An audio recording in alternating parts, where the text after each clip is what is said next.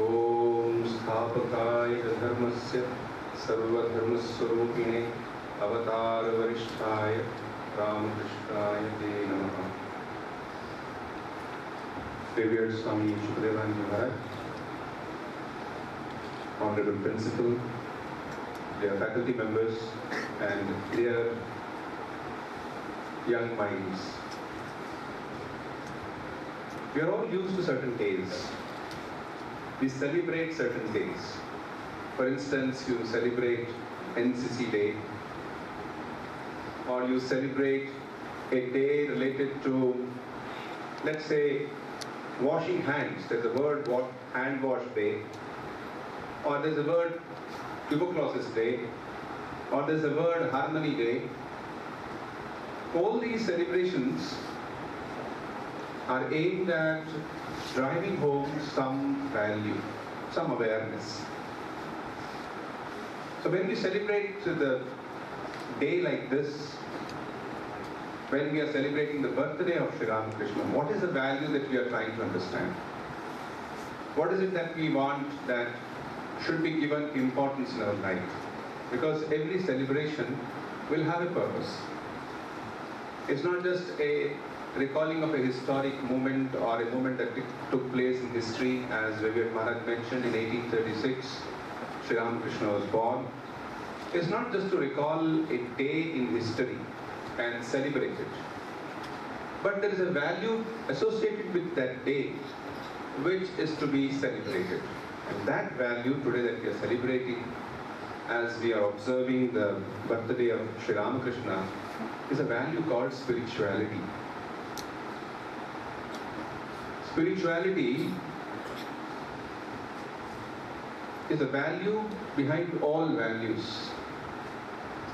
In Sri Ramakrishna's words, suppose you have got number of zeros and you have got no digit anywhere, either this side or that side. So that makes no sense, some zeros. But if you have a zero, but before the zeros, even if it is just 3 zeros, you put a digit, it could be 1, 2, 3, up to 9. Immediately the zeros will get so much of value. Likewise, in our life, if you have spirituality, then all that achievements that you are going to make in your life will have value.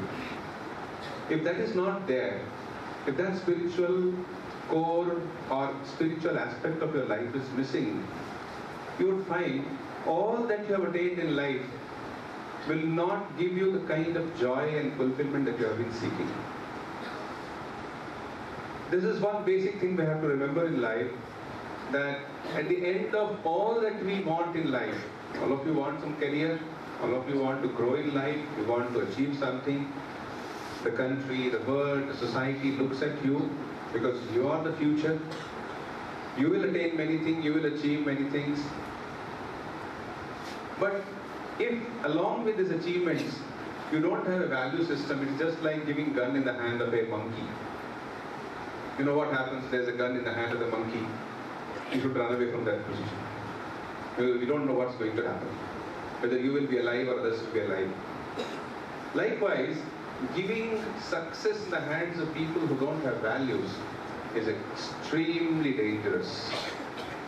Or they have wrong values. Now, values means what they value. If they value money as the most, then be sure their life is heading towards a disaster. If you want to see living examples of it, go to the Western countries and see how, if it's so in our country also, because we are also becoming very westernized, more you pay attention to only money as the value, the more you think or you will find that all human values are dying away. Money is an important value, money is necessary, but if it becomes the only value at the cost of all other values, then it becomes a very dangerous thing in life. Then there will be no relationship between father and mother and father and children, or between the society, members of the society, or between the neighbors, or anything worth the respect today would lose its place.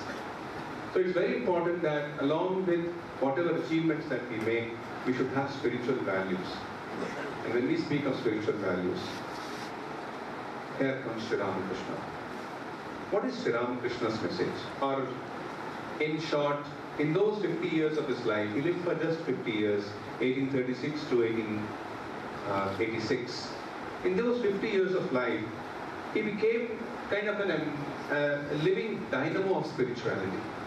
And such was the spiritual intensity in his life that now today, after 100 years plus, 100 and odd years, we still find, and the belief is it will be for centuries to come, that force of spirituality coming from him nourishing our lives. Now, how did his spirituality come in his life? His life was very simple. And this is perhaps the greatest message he gave. Make your life simple. Simplicity is itself a very big value. The more things we have, the more we seem to give value to things than to the human beings. And when we start giving value to things and not to human beings, you know what happens? They say all things are that we should love human beings and use things. But suppose we start using human beings and start loving things, what happens? You get this point. If you just love human beings and use things, not use human beings and love things, then life comes on the right state. In Sri Ramakrishna's life, you find an extraordinary explanation of or illustration of this fact. He lived a short life, as I said, just 50 years. But in that short life, we find him intensely immersed in the idea of God. Idea of the very core of our being. Sometimes people ask, is there God? Has anyone seen God? Or is it just a picture? Or is it just a concept? Or is it just some people speak about it in some functions? Or maybe it is just a belief. Maybe some of you have seen the picture called PK would also remember it. That it's just a belief. Is it so? As if an answer to all these questions which we are asking possibly now and will ask later also, Sri Ramakrishna through his life gave such an emphatic answer saying, yes, there is God. If you read his life, that is what Mahatma Gandhi said. When we read Sri Ramakrishna's life, you come face to face with the reality called God. Now, what is the meaning of reality? This is real. Isn't it? I can perceive it. It is real. This instrument before me. Your sitting here is real. Can God be as real as that?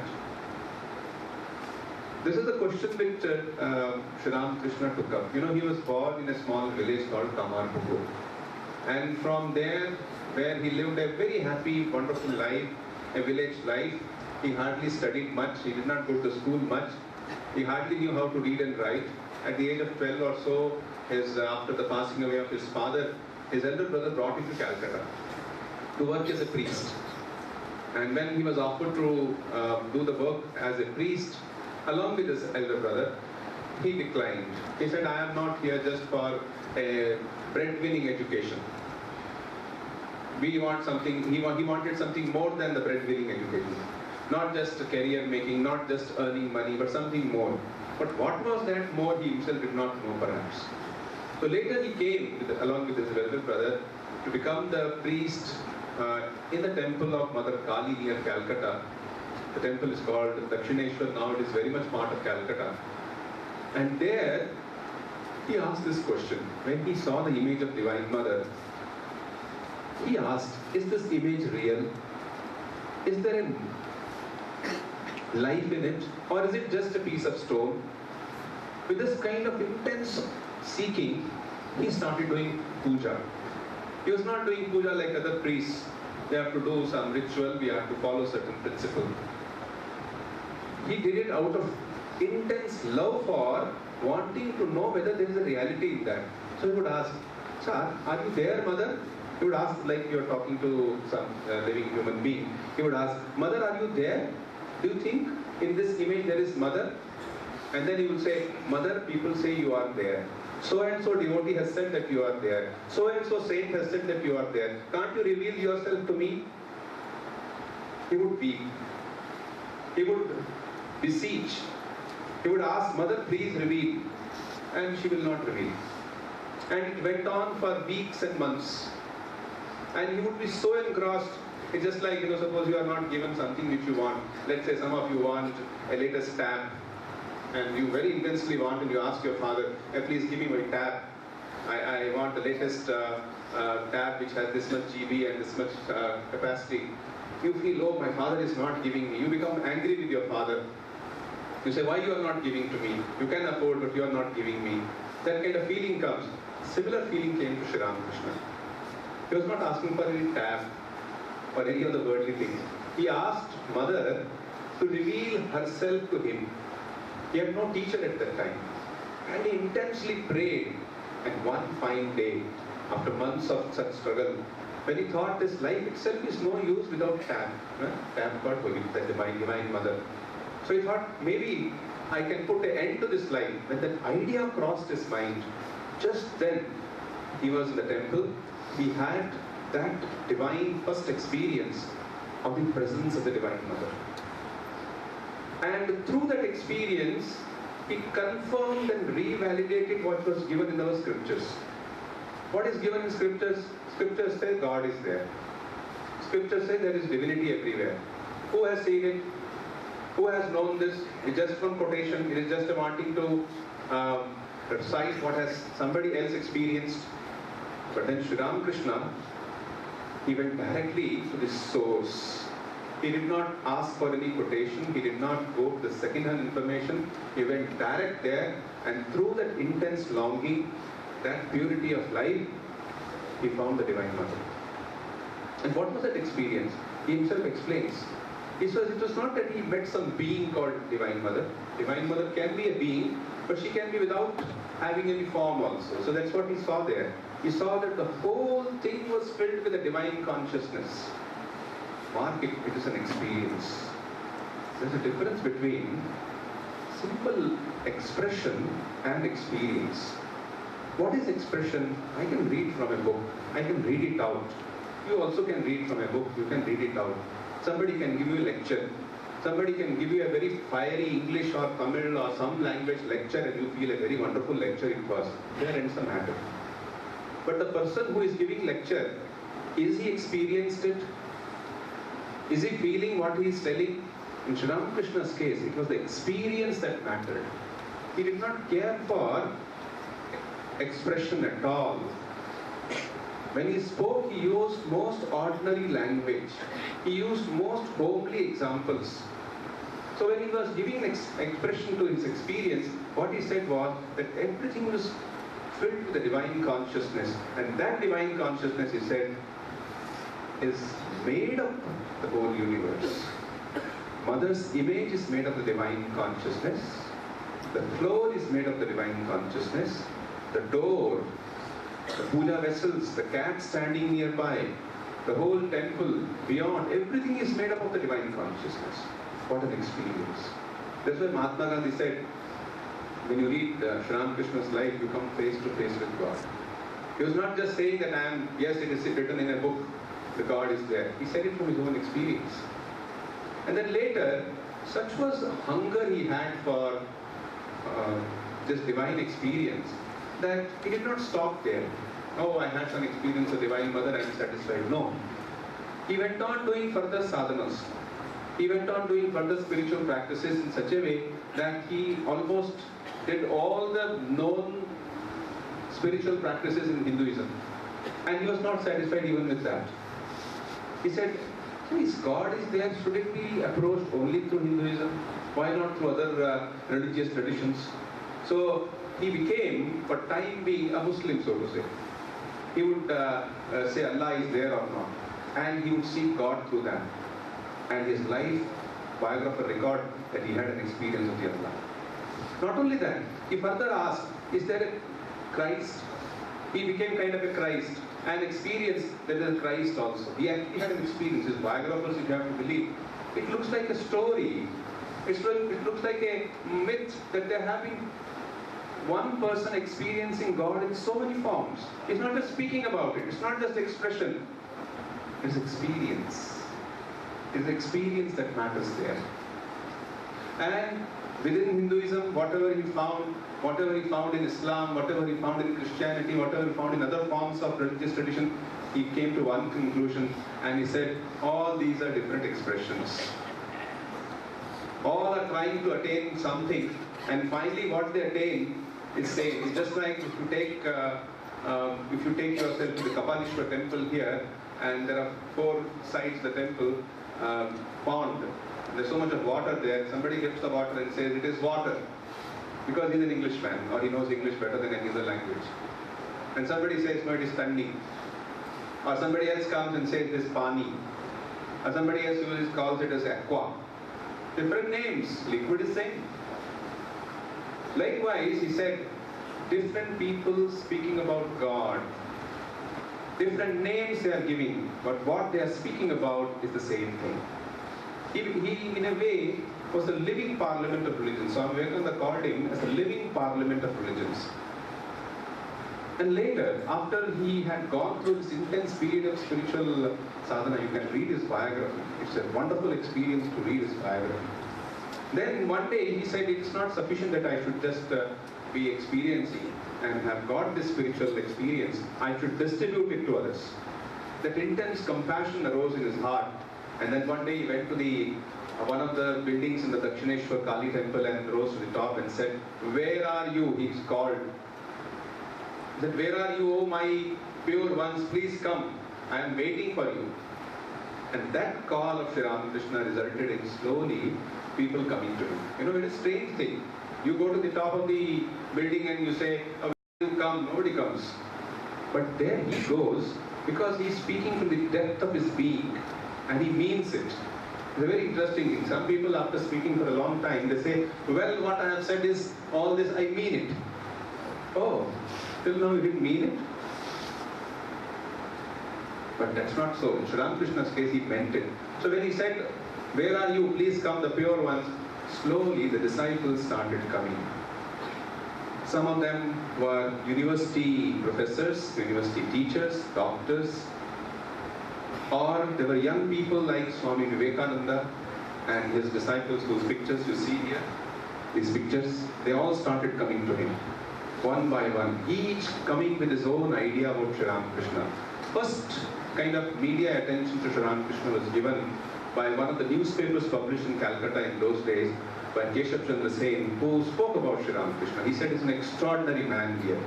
He's original man, original spiritual giant amongst us. And you see all this he does not go to a jungle and does it. He does right in the bustling, crowded city of Calcutta. That way Sri Ramakrishna has brought spirituality much nearer to us. Because he says it is right now possible here when you are living in the city.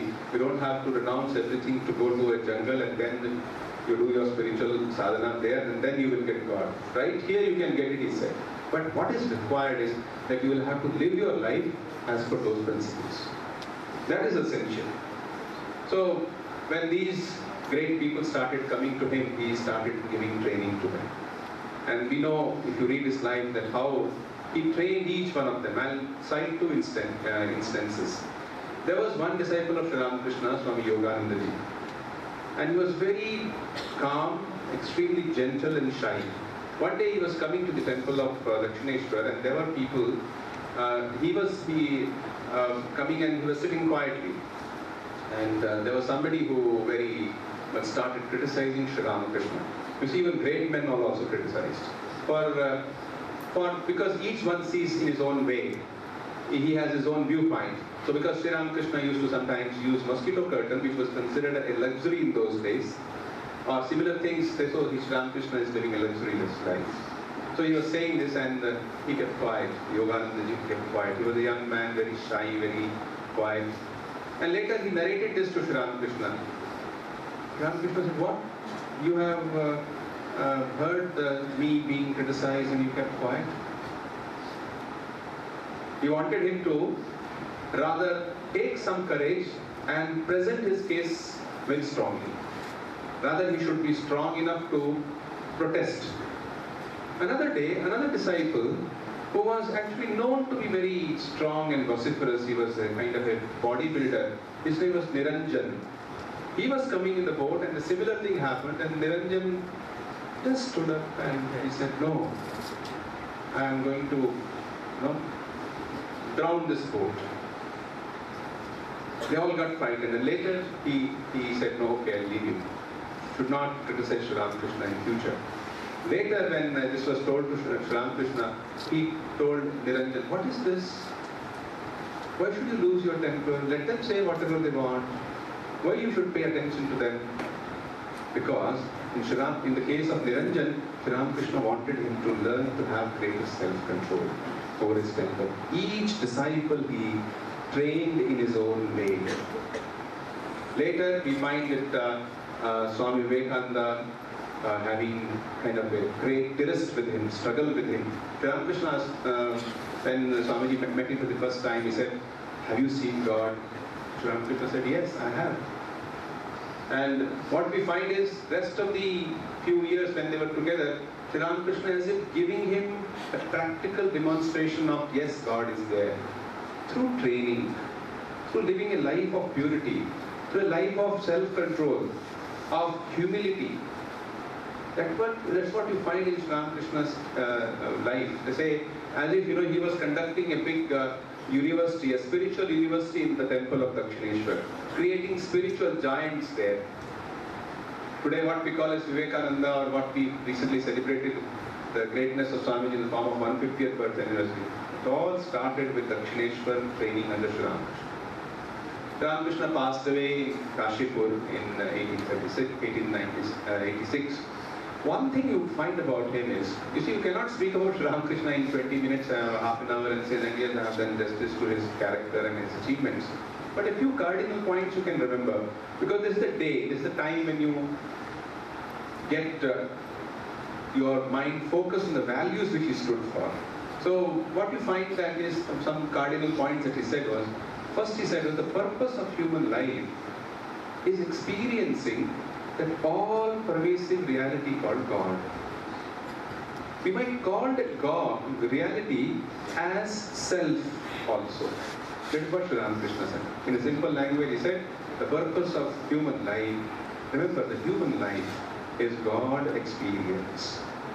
Second thing he said is, what matters most is not what you are externally doing, but what you are internally feeling and thinking. It is not sufficient that you bring some flowers to the God. God, who is all-knowing, He knows with what purpose these flowers have been brought to Him. He knows why, with what intention we are bringing it. He knows how much devotion we have or how much show we have. He knows it. Because He is all-knowing. Nothing can be hidden from Him. Another very important thing which Sri Ramakrishna told was, can God be worshipped only in images? He said, yes, you can even worship God in images. But don't restrict your worship to just images.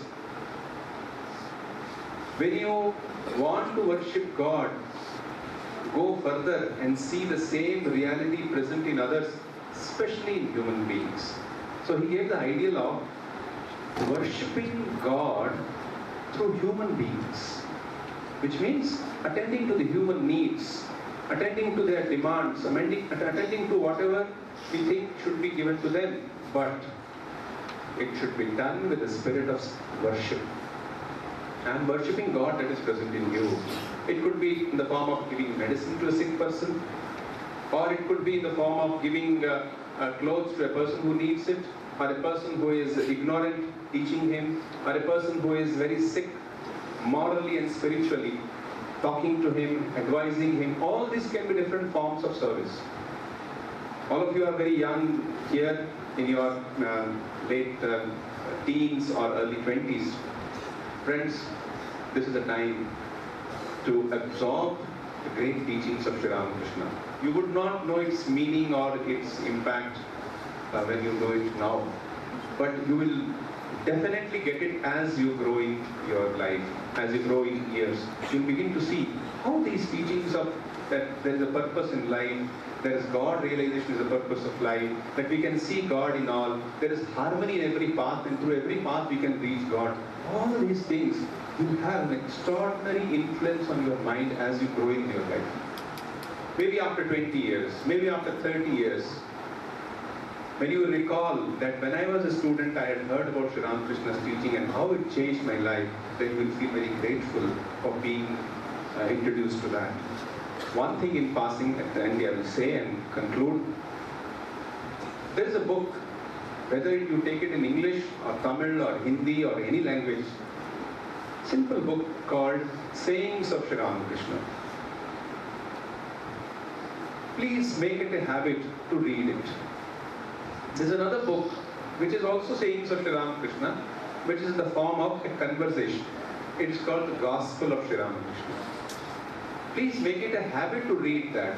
Not just read it, make it a habit to read it. And this is what C. Rajagopalachari, the first Governor General of India, said. When he says, people come to me asking me how to become good, how I can become better human being. Indians ask me, foreigners ask me, South Indians ask me, North Indians ask me. I give them only one answer. Sri Rajagopalachari says, go and read the book Sayings of Sri Ramakrishna. You will find a silent, imperceptible change coming over your mind. You will find in simple terms, in simple daily examples, Sri Ramakrishna conveying some of the profoundest truths which are there in the Bhagavad Gita or Upanishads or the word mystic literature. So it's a very great thing that we are all talking about him, and I wish all of you all the best and thank the Swamiji here and others for his